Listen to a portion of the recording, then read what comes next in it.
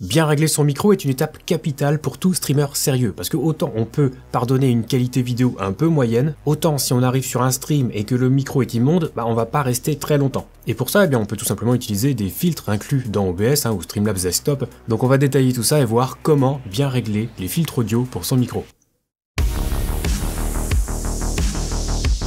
Alors j'entends déjà ceux qui vont me dire que j'ai déjà fait une vidéo sur les filtres, mais c'était il y a 2 ans et certaines choses ont changé et j'aimerais en profiter pour faire quelques rappels sur l'utilisation même des micros en plus de détailler les réglages des filtres. Parce que je vois encore pas mal de monde ne pas utiliser leur micro de façon optimale. Et je précise que si la première partie ne les concerne pas, les utilisateurs de micro-casques peuvent évidemment ajouter des filtres sur leur micro aussi, filtres qu'on verra dans la deuxième partie de la vidéo. Et juste avant tout ça, je remercie Owned qui sponsorise évidemment cette vidéo. Owned, c'est la plus grosse boutique en ligne pour les streamers, vous y trouvez absolument tout ce dont vous avez besoin pour votre stream. Des alertes, des overlays, des badges d'abonnés, des émoticônes, mais aussi des bannières, des avatars, des panneaux de chaîne Twitch. Vous pouvez tout acheter séparément, il y a aussi des packs complets, prêts à l'emploi. La plupart du temps ils sont modulables, ça veut dire que si votre pote achète le même pack que vous, vous pourrez quand même vous démarquer entre vous. Exemple avec le pack de stream Zero Absolute Gaming, développé spécialement en partenariat avec Owned, et si vous réalisez vos achats sur owned.tv en passant par mon lien affilié qui se trouve dans la description juste en dessous, je touche une petite commission et en prime, avec le code TOMTOM, vous aurez 50% de réduction sur tous vos achats. Allez, maintenant on va faire quelques petits rappels, ça permettra à certains d'y voir peut-être un peu plus clair et de mieux utiliser leur micro en fonction de ses caractéristiques. Déjà on va parler du type de micro, alors on va aller un petit peu vite, il en existe plusieurs, ceux qu'on retrouve généralement chez les streamers sont en grande majorité les micros à condensateur, et parfois on trouve aussi des micros dynamiques. Au final ça change pas tant de choses que ça, sachez simplement qu'un micro dynamique, de par sa conception, a besoin de plus de pression acoustique pour produire un signal électrique, c'est pour ça qu'on dit parfois qu'ils sont moins sensibles entre guillemets. Ça signifie deux choses, ils capteront moins les bruits environnants s'ils sont utilisés correctement, et dans le cadre de notre utilisation en tant que streamer, il faudra adopter une gestuelle un petit peu différente, notamment en restant très proche du micro. C'est pour ça que vous voyez certains streamers parfois collés à leur micro, c'est du dynamique. Mais d'une manière générale, quel que soit le type de micro, il sera préférable tout de même de rester proche, on va y revenir. Ensuite, la directivité qui est également importante à prendre en compte. Là aussi, il existe plusieurs types, le cardioïde, bidirectionnel, omnidirectionnel, stéréo. En général, pour le streaming, on privilégie les micros à directivité cardioïde, tout simplement parce qu'ils captent mieux les sons à l'avant du micro, un peu moins sur les côtés et beaucoup moins à l'arrière. C'est parfait pour le streaming puisqu'on veut capter la voix et rien d'autre. Ensuite, n'oubliez pas qu'en règle générale, les micros ont un sens. Sur certains modèles, on parle au-dessus, mais la plupart du temps, sur les micros à condensateur notamment, la capsule est orientée d'une certaine façon. Exemple avec un micro cardioïde, si je parle face au micro, ça marche bien. Si je parle vers l'arrière du micro, ça marche quand même moins bien. En ce qui concerne le positionnement ou le placement du micro, là il y a aussi quelques petits points à surveiller. Mettre le micro sur un pied posé sur le bureau, même avec un bon système anti-choc, ça peut provoquer non seulement des percussions si jamais vous tapez sur le bureau, voire sur votre clavier, mais le micro sera également loin de vous, donc il faudra monter le volume, et donc vous capterez davantage les bruits parasites. Si je recule le micro de telle sorte que j'ai le clavier entre moi et le micro, vous imaginez qu'on entendra énormément les touches du clavier. Et là encore, la directivité est intéressante. Si j'ai un micro à directivité cardioïde, je sais que les sons sont moins bien captés à l'arrière. Du coup, je vais placer le micro entre moi et le clavier, avec la face arrière vers le clavier pour limiter les bruits des touches. Et enfin, une petite astuce si vous voulez diminuer les plosives, c'est-à-dire tout ce qui est T et P. Essayez de ne pas parler directement dans le micro pour ne pas percuter la capsule, vous pouvez légèrement vous décaler, parfois ça suffit à supprimer les plosives. Ensuite, je l'évoquais un petit peu plus tôt, mais le fait de rapprocher le micro au maximum de votre bouche permet tout simplement de limiter le gain, le volume de votre micro. Et du coup, comme le gain est moins élevé, on captera moins les bruits environnants. Le micro entre 10 et 20 cm maxi de votre bouche, ça marche bien. En général, avec une perche, on peut trouver une position optimale assez facilement. Et dernier point, la pièce dans laquelle vous streamez, votre environnement, peut jouer aussi sur le rendu de votre micro. Imaginez une pièce entièrement vide avec juste votre setup de stream. Le son va rebondir très facilement sur les murs et pourra revenir dans votre micro, provoquant un effet de reverb ou d'écho. Ça peut être très léger ou plus prononcé en fonction de la taille de la pièce. Maintenant, si vous prenez la même pièce, mais que vous mettez un gros tapis au sol, des rideaux aux fenêtres, une bibliothèque remplie de bouquins derrière vous, voire des mousses acoustiques au moins face à vous, le son aura du mal à se réfléchir et vous limiterez par conséquent cet effet de reverb. Et j'ajoute que le fait de baisser le gain en positionnant correctement son micro aide aussi, mais le traitement de la pièce de stream peut avoir énormément d'importance. Mais ça, je vais pas détailler davantage, ça fera éventuellement l'objet d'une vidéo à part. Ensuite, pour bien régler les filtres, alors déjà c'est tout bête, mais pour ajouter des filtres sur votre micro sur OBS Studio, repérez la ligne qui correspond à votre micro dans le mélangeur audio et en cliquant sur la petite roue crantée, choisissez le menu contextuel filtre et dans la fenêtre qui s'ouvre en cliquant sur le bouton plus en bas à gauche, eh bien vous pourrez ajouter des filtres. C'est grosso modo la même démarche sur Streamlabs Desktop. Donc on va voir tous les filtres, et alors le premier filtre à ajouter, c'est la suppression de bruit. C'est utile si vous avez un environnement bruyant. Vous avez le choix entre le filtre Speaks et le filtre RN Noise. Le filtre Speaks est plus doux et servira surtout pour éliminer le bruit blanc. Exemple ici, sans le filtre. Et maintenant, avec le filtre.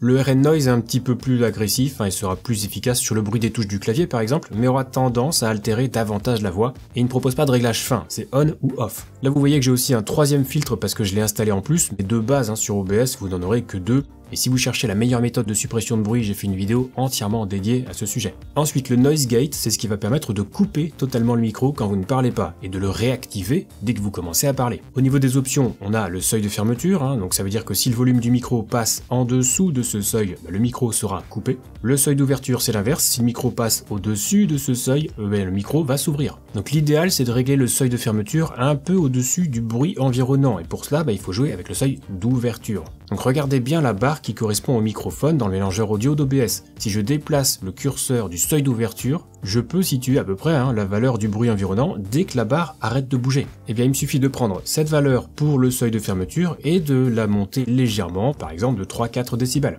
Ensuite, pour régler le seuil d'ouverture, moi ce que j'aime bien faire, c'est taper sur mon clavier, parce que j'ai un clavier mécanique qui fait pas mal de bruit, et je vais bouger le curseur jusqu'à ce que je n'entende quasiment plus la frappe sur les touches. Ensuite, le temps d'attaque, c'est le temps qu'il faut pour ouvrir le micro quand un son est détecté. Et le temps de maintien, c'est le temps durant lequel le microphone restera ouvert après que le volume passe sous le seuil de fermeture. Attention à pas le réduire trop, sinon votre micro voudra se couper entre chaque mot. Le temps de relâche, c'est le temps qu'il faut pour fermer le micro quand il n'y a plus du tout de son. Et donc avec tout ça, il va falloir essayer de régler votre noise gate, il faudra peut-être tâtonner un petit peu, mais s'il est mal réglé, le début ou la fin de vos phrases pourront être coupés, donc prenez vraiment un petit peu de temps pour régler ce filtre. Le prochain filtre, c'est le compresseur, qui va permettre de réduire les différences de volume entre les sons forts et les sons faibles. Donc en gros, quand vous criez, ça va baisser automatiquement le volume du micro, et quand vous chuchoterez, ça le remontera pour qu'on vous entende toujours. Au niveau des options, on a le ratio, c'est le taux de compression qui sera appliqué au signal quand on dépasse un certain seuil. Par exemple, avec un ratio de 2:1, au-delà du seuil qu'on va définir, 2 décibels en entrée seront réduits à 1 décibel en sortie. Avec un ratio de 4:1, à chaque fois qu'on va dépasser notre seuil, 4 décibels en entrée seront réduits à 1 décibel en sortie. Alors personnellement, j'utilise un ratio de 5,6:1 avec Mago XLR. Ça commence à être un petit peu agressif, mais j'aime bien. En général, les ratios tournent entre 2:1 et 8:1, mais 3 ou 4 de ratio, c'est suffisant pour démarrer. Le seuil en décibels, c'est la fameuse valeur au-delà de laquelle le compresseur sera activé. L'attaque en millisecondes, c'est le temps avant que le compresseur se déclenche une fois qu'on a dépassé le seuil. Le relâchement, c'est le temps avant que le compresseur soit désactivé une fois que le volume repasse sous le seuil. Donc les valeurs par défaut sont très bien ici, vous pouvez les laisser si vous n'avez pas envie de vous casser la tête, ça marche plutôt pas mal. Le gain en sortie sert tout simplement à augmenter le volume de sortie, c'est pas la peine de l'utiliser puisqu'on préférera régler le gain à la source quand c'est possible. Et enfin on a le sidechain Ducking qui permet de réduire le volume d'une source audio quand une autre devient active. Exemple classique, j'ai une musique en fond à un volume normal. Si j'ai appliqué un filtre compresseur et sélectionné mon micro comme source de ducking, à chaque fois que je parlerai, le volume de la musique baissera automatiquement. Alors notez que pour le coup, ce filtre compresseur doit être appliqué sur la source que vous voulez réduire, pas sur le micro. Et je regroupe les autres filtres parce qu'ils ne sont pas systématiquement requis, donc on a le gain qui permet de monter le volume de micro avec une valeur en décibels, l'expander qui réduit le niveau du signal audio en appliquant une réduction de gain, donc le principe est similaire à un compresseur dans l'idée, mais avec un seuil vers le bas, là où le compresseur avait un seuil vers le haut. Donc à la limite, il a presque le même rôle qu'un noise gate, mais il donne un résultat un petit peu plus doux puisqu'on peut jouer sur le ratio. Alors personnellement, j'utilise un noise gate et je trouve que c'est suffisant, donc je ne détaillerai pas l'expander. Le limiteur permet, comme son nom l'indique, de limiter le volume maximal à une certaine valeur qui ne sera donc jamais dépassée. L'idéal, si vous voulez l'utiliser, étant de définir une valeur très légèrement supérieure au volume max qui est atteint avec le compresseur activé, ça donnera un meilleur résultat. Inverser la polarité, on va zapper parce que ça n'a pas trop d'intérêt pour les streamers. Et les plugins VST, là ça peut être intéressant puisqu'on va pouvoir ajouter des plugins de toutes sortes sur notre micro. Et du coup, comme il existe plein de plugins différents, je vais pas détailler plus que ça parce que l'interface sera différente pour chaque plugin. Mais si vous cherchez un égaliseur, la vidéo que j'ai faite à ce sujet pourra vous servir et être toujours valable. Dernière petite astuce, sachez que tous les filtres ne sont pas indispensables. Mais si je devais régler un micro là maintenant, j'en retiendrai au moins 4. Suppression de bruit, noise gate, égaliseur et compresseur. Alors pour l'égaliseur, il faudra passer par un plugin VST, mais ça fonctionne avec OBS et Streamlabs Desktop, et je vous renvoie à nouveau vers la vidéo que j'ai faite à ce sujet. Sinon, notez bien aussi l'ordre des filtres, parce qu'ils ont une importance dans le traitement audio. Et d'une façon globale, voici l'ordre usuel des filtres. En premier, la suppression de bruit, puis le noise gate, égaliseur,